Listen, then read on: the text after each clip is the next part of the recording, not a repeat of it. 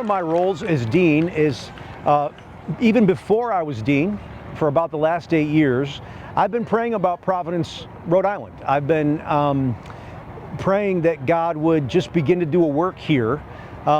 A couple things about Providence that I love is where it's located, kind of central to Boston, and where I am in Bridgeport, it's about 2 hours from here and just a little ways from Boston. It's the third largest, but really the second largest city in all of New England. Worcester, Mass is right there with it, so they're kind of 2-3 back and forth. And there's about 190,000 people in just Providence proper, which is much smaller than the largest city, Boston, but for a New England city is big. And it's a college town. There are 11 university and colleges and a couple of trade schools like Brown, Providence College, Providence Institute for Design. There's just a lot of great community here. And in Providence, the median age is 32. And so it's a young place with a lot of energy, kind of like an urban area would be. So I've been drawn to this place for a long time and been praying for it for a long time.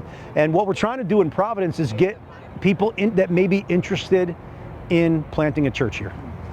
The vision for how to do it gets a little tricky because I'm 2 hours away as the dean in Bridgeport, Connecticut. And so what we need to do is to get people that are interested to come to me. And so what I'm trying to do is talk to pastors, talk to anyone in our diocese who could potentially know people that might be here in Providence and get them together to talk about the vision and talk about what the process for an Anglican church plant would be. And so in our terminology in the diocese, we're looking to try to form an interest group and to see who might be interested. There's one Anglican church about 40 minutes, say, west of here, but from a Rhode Island perspective, that would be hard from people from where we're standing right here at Pedestrian Bridge, kind of in the heart of Providence.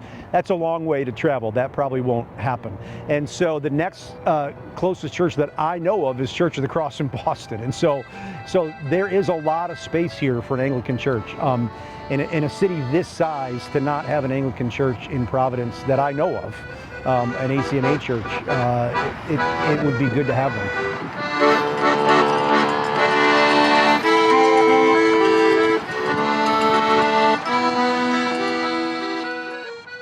Providence is like a lot of cities in New England, and where their denominational churches are dying. They're shrinking out, and yet we find that there's still a hunger for that, to have a gospel orthodox, vibrant expression of the faith in a denominational church.